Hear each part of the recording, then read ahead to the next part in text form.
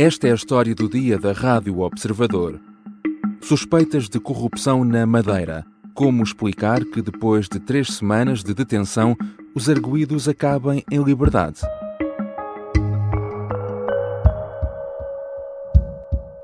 Estes indícios eram não indícios, não eram indícios fortes, não eram coisa nenhuma. Perguntar-me-ão, bom, mas depois de tanto aparato, depois de tanto tempo, chegamos a este resultado. A justiça funciona assim. Depois de 21 dias detidos para interrogatório, 3 dos arguidos no âmbito da investigação de alegados crimes de corrupção na Madeira saíram em liberdade. Pedro Calado, ex-presidente da Câmara do Funchal, Avelino Farinha, líder do grupo de construção AFA, e Custódio Correia, principal acionista da empresa de construção Sóci Correia, ficaram apenas com a medida de coação menos gravosa, o termo de identidade e residência. O juiz de instrução criminal entendeu que não existem indícios da prática de qualquer crime. Isto dias depois de o Ministério Público ter pedido a aplicação da medida de coação máxima, prisão preventiva. Como é que se explica que arguidos estejam presos durante tanto tempo até que sejam conhecidas as medidas de coação e que acabem libertados? Este é um caso mediático e que teve consequências políticas. Que implicações tem este desenvolvimento para o Ministério Público e para a credibilidade da Justiça? São questões para a conversa com Luís Rosa, redator principal do Observador, jornalista que acompanha de perto as questões de justiça. Eu sou o João Santos Duarte e esta é a história do dia de 15 de fevereiro. Bem-vindo, Luís. Olá, João. Vamos começar por contextualizar e recordar este caso. Quando é que este caso rebentou e o que é que está aqui em causa?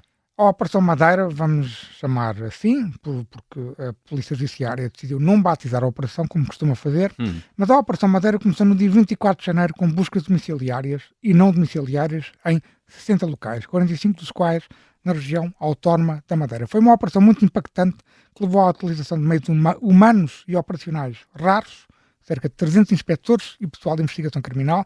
Os inspectores chegaram mesmo a ser transportados em vários voos da Força Aérea para a Madeira, como todos nós vimos, e no final do dia 24 de janeiro estavam detidos 3 responsáveis. Um político, Pedro Calado, presidente da Câmara de Funchal e ex-braço direito de Miguel Albuquerque no Governo Regional da Madeira, Avelino Farinha, líder do grupo AFA, um grupo de construção madeirense, e Custódio Correia, CEO e principal acionista da sociedade Sóci Correia, com importantes negócios na Madeira e no continente.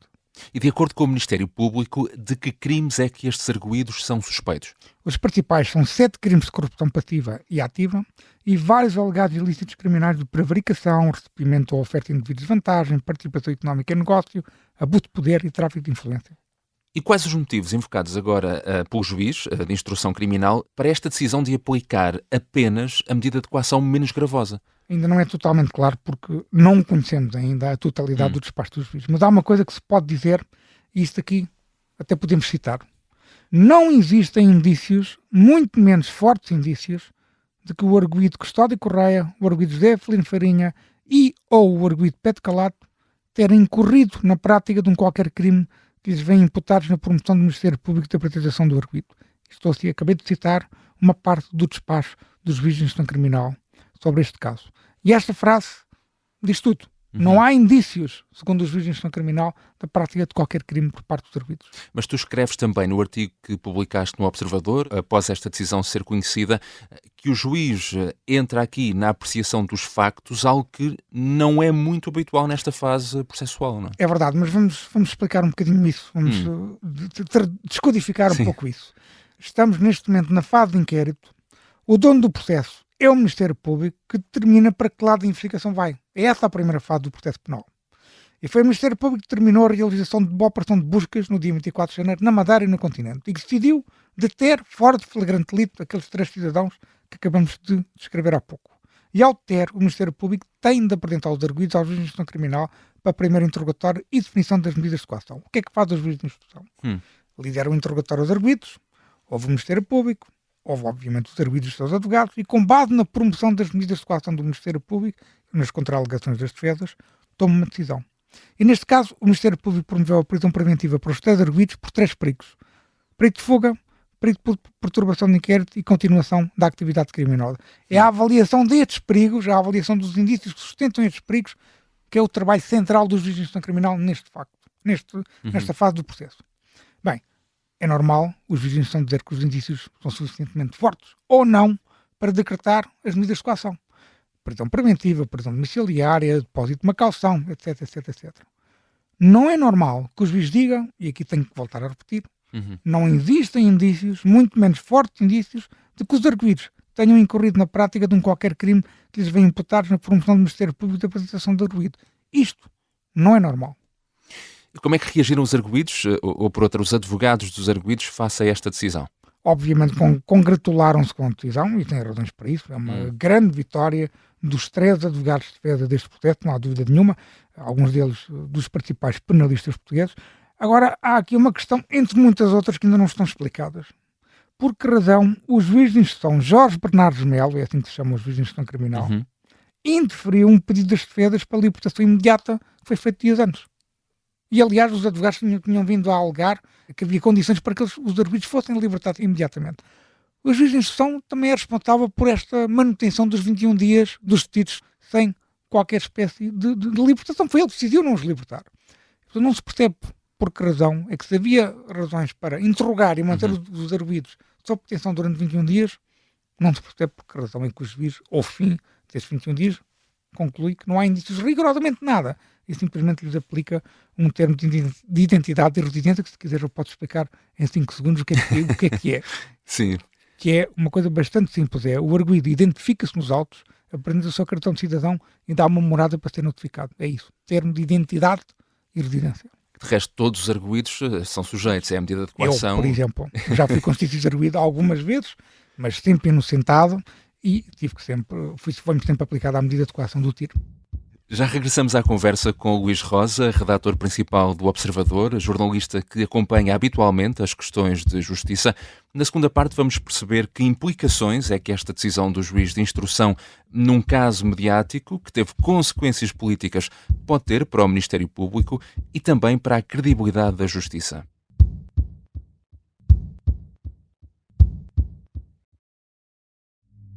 Esta é uma história de guerra. Dá-me uma catanada aqui na cabeça, abre-me a cabeça.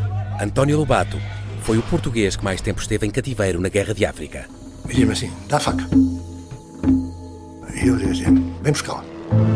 O Sargento na Cela 7 é uma série para ouvir em 6 episódios que faz parte dos Podcast Plus do Observador.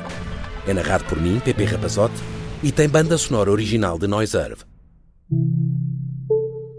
Os Podcast Plus do Observador têm o apoio da Onda Automóveis.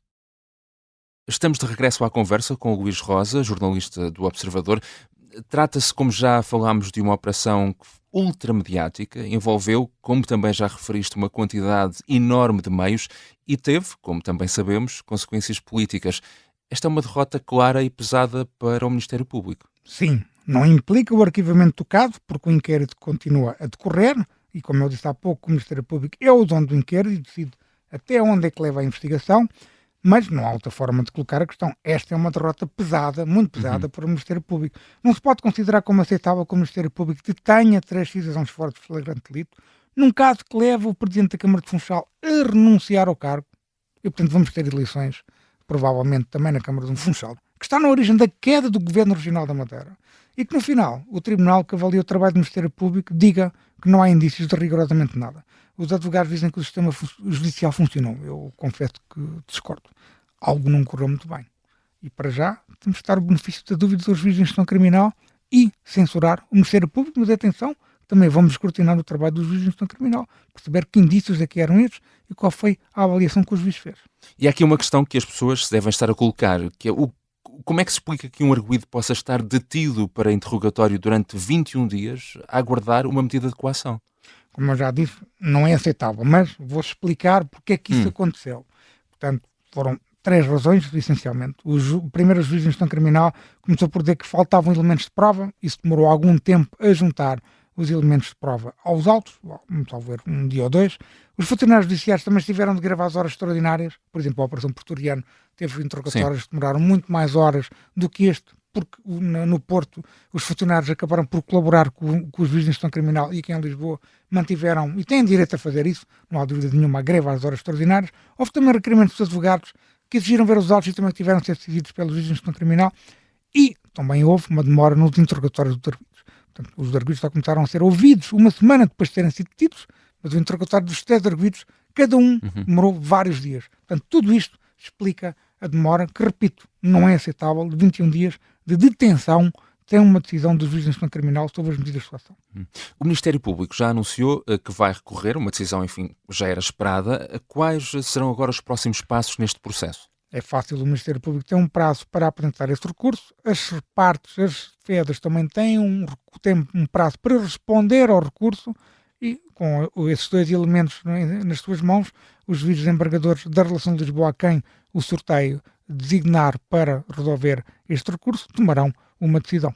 Mas o que é que pode acontecer aqui agora com outros arguidos? Falo, por exemplo, do ex-presidente do Governo Regional da Madeira, Miguel Albuquerque, que ainda nem sequer chegou a ser ouvido, não é? E estava previsto que fosse já ouvido, não demorando muito tempo. O Ministério Público certamente não contava com esta derrota. Aliás, é importante recordar que chegou a ser questionado, que chegou a ser colocado em cima da mesa. Isto é uma informação que o Observador recolheu na altura do início desta operação. Chegou a ser colocado em cima da mesa a hipótese de Miguel Albuquerque ser tão bem detido. E só não se concretizou porque havia a questão da imunidade que Miguel Albuquerque tem direito enquanto Conselheiro de Estado. E, portanto, estava previsto que Miguel Albuquerque fosse ouvido brevemente. E o que vai acontecer é que o Ministério Público tem que repensar estrategicamente a sua investigação para perceber como é que vai interrogar Miguel Albuquerque a partir do momento em que o juiz de instrução criminal diz que não há indícios. Portanto, tem que haver aqui uma pausa, o Ministério Público tem que parar para pensar e tem que repensar estrategicamente esta investigação. Estamos a falar de um caso que já teve consequências políticas, que já referimos. Pedro Coelho demitiu-se da presidência da Câmara Municipal do Funchal. Miguel Albuquerque, que acabou por renunciar à presidência do Governo Regional. Enfim, que conclusões há aqui a tirar também? A primeira conclusão é simples e já foi colocada na Operação Influencer. A hierarquia do Ministério Público tem de ser mais proativa e tem de escrutinar previamente o trabalho dos magistrados. E eu aqui até me arrisco dizer que o Ministério Público tem algo a aprender com o jornalismo. É quando um trabalho de investigação jornalística está numa fase final, nas redações onde eu sempre trabalhei, há sempre alguém que vai fazer o papel de advogado do diabo, para descobrir as fragilidades na história que vai ser publicada. E o Ministério Público precisa claramente fazer este trabalho antes de se lançar para operações tão impactantes como o Influencer, como a Operação da Madeira. Em segundo lugar, tem de haver um grande pragmatismo do Ministério Público. Eu bem sei que há o princípio da legalidade e que é um princípio que obriga o Ministério Público a investigar todos os indícios criminais que recolha em determinado processo criminal. Isto é um facto legal e o Ministério Público é obrigado a segui-lo. Contudo, com o escrutínio das defesas e dos mídias muito apertado neste tipo de processos, o Ministério Público tem que ser muito pragmático nos indícios centrais de qualquer processo e tem que se concentrar nos indícios que têm como sólidos, como fortes, muito fortes.